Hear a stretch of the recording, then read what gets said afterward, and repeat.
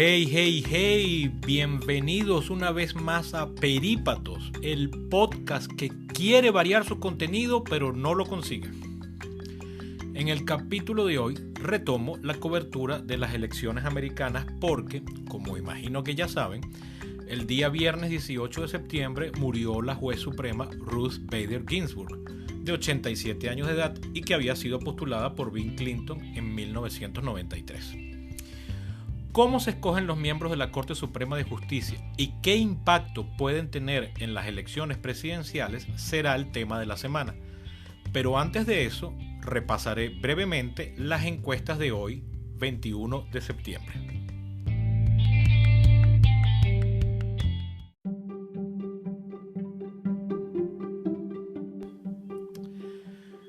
La primera noticia a reportar es que hacia el final de la semana pasada, la distancia entre los candidatos en los promedios ponderados de Real Clear Politics y 568 se redujo en aproximadamente un punto porcentual, comenzando a aumentar otra vez durante el fin de semana. Dicho cambio, sin embargo, no alteró el modelo de la gente de Nate Silver, donde se siguen reduciendo las probabilidades de Trump, que ya van por 22%, lo cual, ojo, sigue siendo un número relevante, implica casi un cuarto de chance, o por lo menos más de un quinto. Pero si recordamos que había arrancado con 29%, es claro que está perdiendo terreno. El mapa de Electoral Vote sigue dándole a Biden más electores de los 270 necesarios, pero ahora por menos votos, 334. 19 menos que los 353 de la semana pasada. Esto debido a que los estados pendulares de Georgia, North Carolina y Ohio han seguido basculando de un lado a otro. En el guión de este capítulo había incluido un par de predicciones adicionales, la del politólogo Larry Sabato y el historiador Alan Lichtman, pero ambos análisis me hincharon demasiado la duración del episodio, por lo que quedarán para después, por lo que ya al regreso, el tema de la semana, la Corte Suprema de Justicia.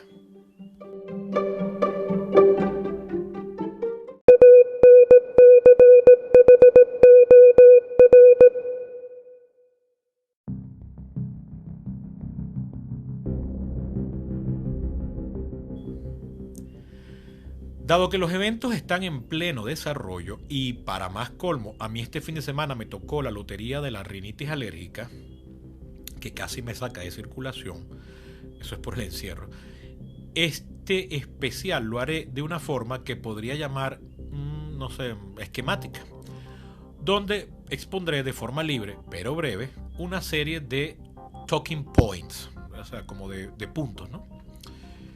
Primero, murió la juez del Supremo Ruth Bader Ginsburg, eso ya se lo dije al inicio, quien era todo un ídolo liberal y feminista, amén de una sensación mediática, por cierto. 2. Ser un ídolo o no implica que debe ser reemplazada por alguien de la misma ideología. 3. ¿Quién elige a los jueces de la Corte Suprema? Aquí comienza la cosa a ponerse candela, porque de acuerdo con la Constitución, artículo 2, sección 2, cláusula 2, los jueces federales los designa el presidente de los Estados Unidos, pero con el advice and consent del Senado. ¿Recuerdan la película que recomendé en el capítulo anterior que lleva por título precisamente esa expresión? Pues bien, ese es uno de los poderes más importantes del Senado: aconsejar y consentir los tratados y nombramientos del Ejecutivo, todos. Al mismo tiempo, esa es también una de las potestades más importantes, pero curiosamente menos conocidas del Poder Ejecutivo. Fuera de los Estados Unidos casi nadie lo sabe, e incluso dentro del país no mucha gente está enterada que los jueces son nombramientos presidenciales. 5. Ahora bien, en la tradición anglosajona, desde Inglaterra hasta Australia, tiene mucho valor la búsqueda del consenso político. fenómeno que está, junto con otros por supuesto, en la raíz misma de su envidiable y longeva estabilidad. 6. Una de las formas por las que se buscaba y aún se busca garantizar ese consenso es a través de una regla semiformal, es decir, sin rango constitucional o tan siquiera legal, pero muy valorada, que le exige al Senado el voto de 3/5 de sus miembros presentes para cerrar el debate sobre cualquier resolución que se busque aprobar, sea esta un proyecto de ley o un nombramiento presidencial. 7. Esos 3/5 no son los necesarios para aprobar la moción, sino los necesarios para cerrar el debate y pasar entonces, ahora sí, a votar la moción. 8.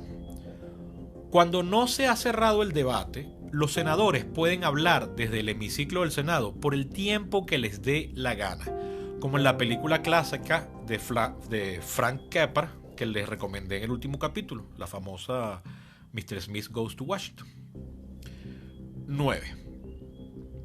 Lo anterior, es decir, esto de hablar infinitamente, ha provocado que muchas mociones que no cuentan con el aval de al menos 3/5 de los senadores ni siquiera son presentadas ante el Pleno para su discusión, porque se sabe de antemano que quienes estén en contra procederán a dar discursos eternos con la intención de bloquear el voto, práctica conocida como filibuster o filibusterismo.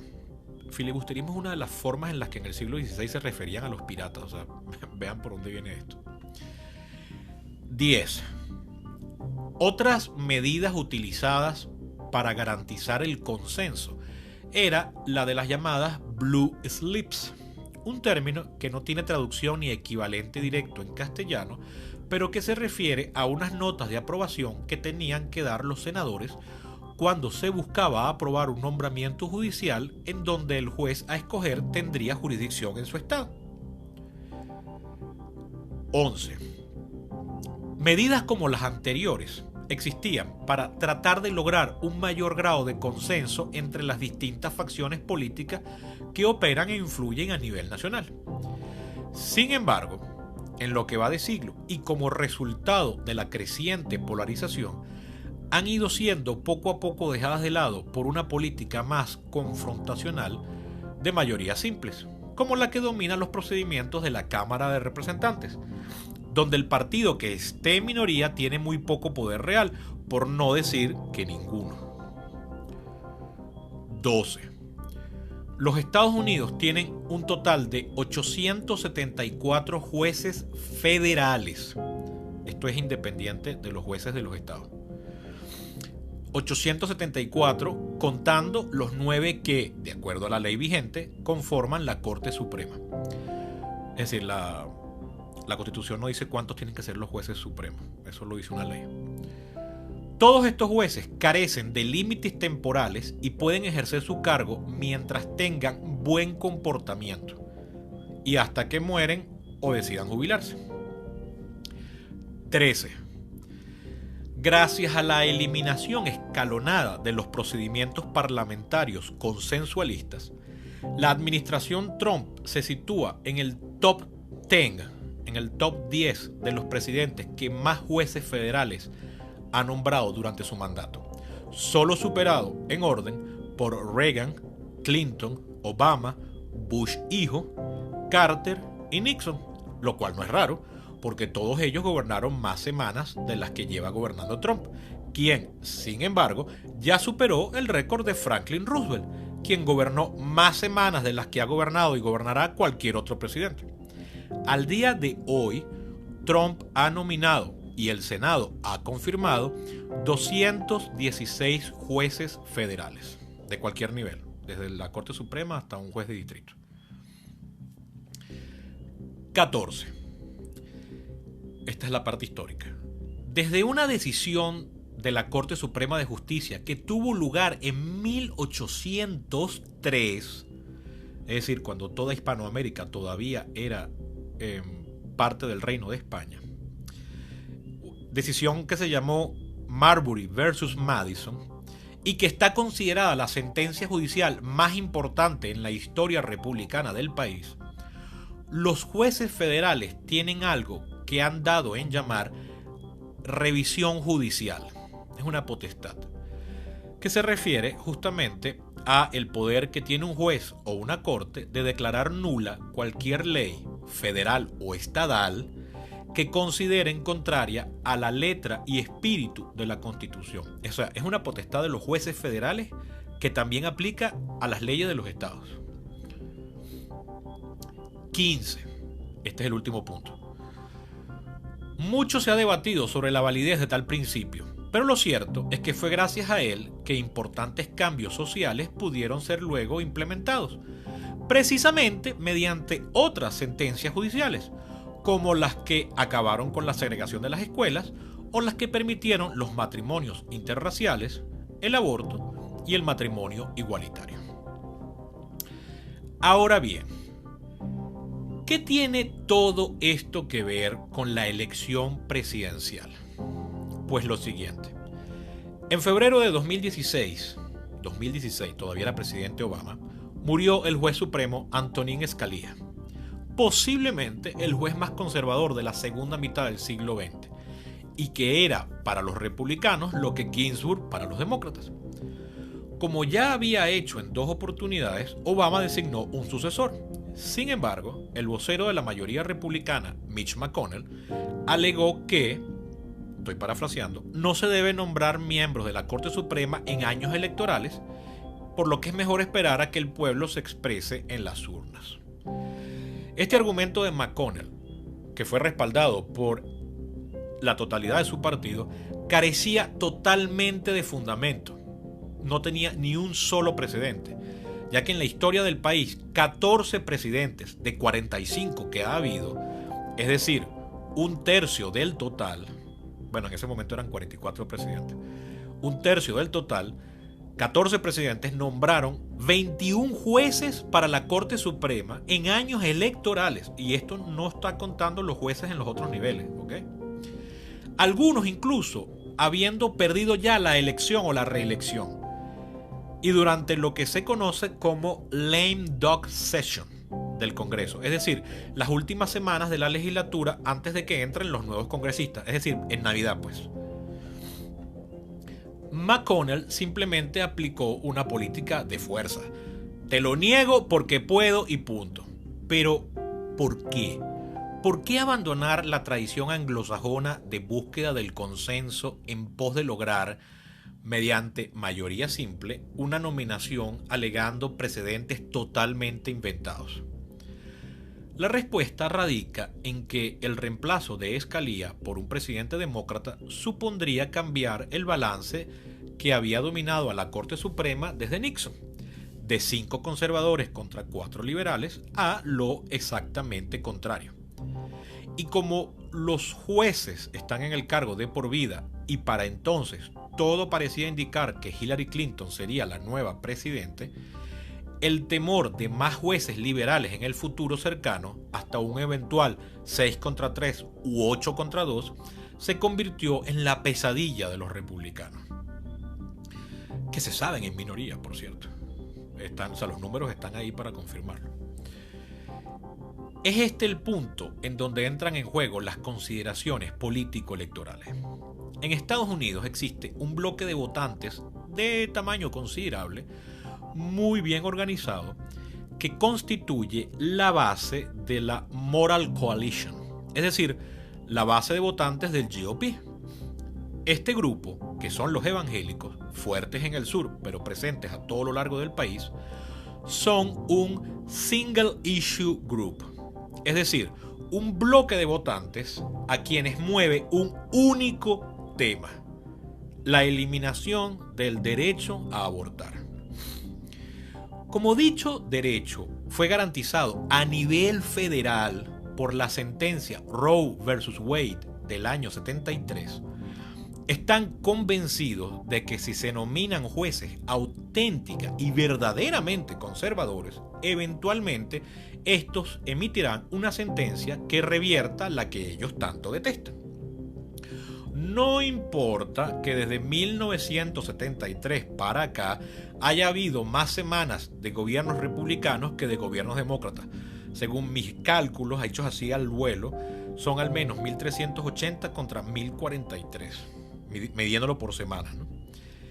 La idea es llenar eventualmente la corte de 9 jueces conservadores que, ya en total control, acabarán con el crimen del aborto, y ajenos al hecho de que revertir Roe versus Wade no repenalizaría la práctica, sino simplemente le devolvería ese derecho a los estados. Por lo que el aborto muy probablemente seguiría siendo legal en California y New York, estados fuertemente liberales, pero no en Texas y Florida, estados tradicionalmente conservadores, aunque hemos visto que este año pareciera estar cambiando, ¿no? Pero vamos a dejarlos con la etiqueta de conservadores por ahora. Por nombrar los 4 estados más poblados del país, ojo, por eso los escogí.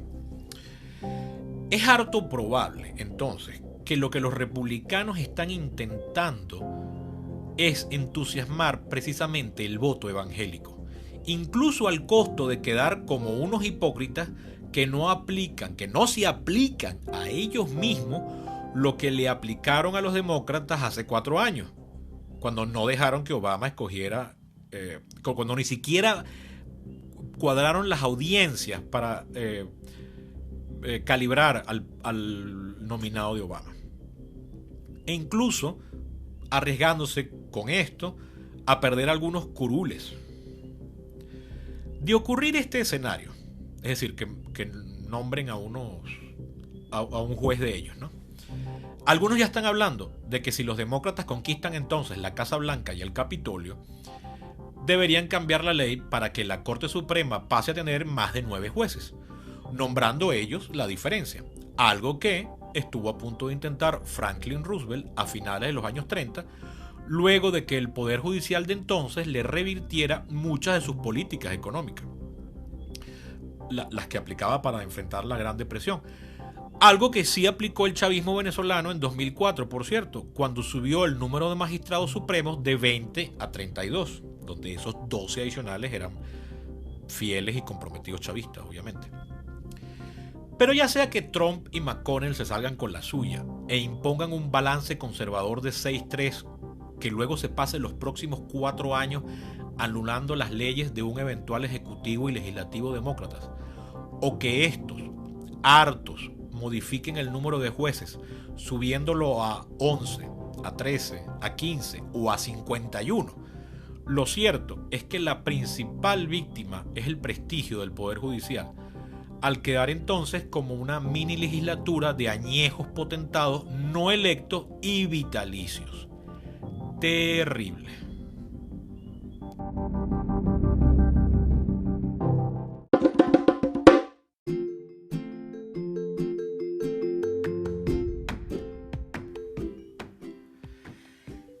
Esto ha sido todo por hoy, pero como es costumbre, no quiero despedirme sin dejarles una noticia menor, pero de sumo interés.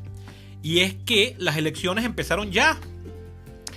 En Minnesota, Virginia, South Dakota y Wyoming ya se puede votar, no por correo, sino en persona, a través de centros de votación ad hoc que pueden ser itinerantes o en lugares fijos previamente designados.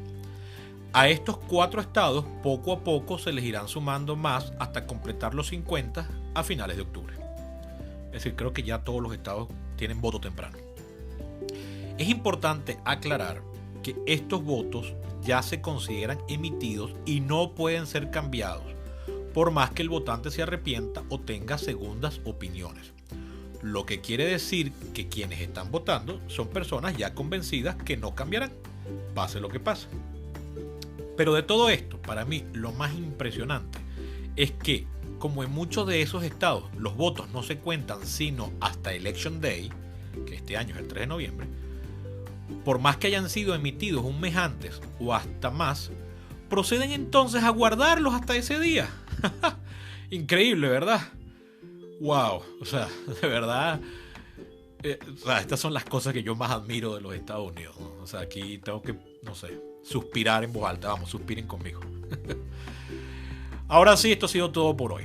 Muchas gracias a los mecenas de Perípatos, los que han sido mecenas a través de Patreon, de Anchor mismo o incluso de PayPal. Invito a los demás oyentes a que se sumen. Y les cuento que el próximo capítulo pienso dedicarlo al tema de los debates presidenciales, ya que el 29 de septiembre, que es martes si mal no recuerdo, tendrá lugar el primero. Son 3 presidenciales y 1 vicepresidencial.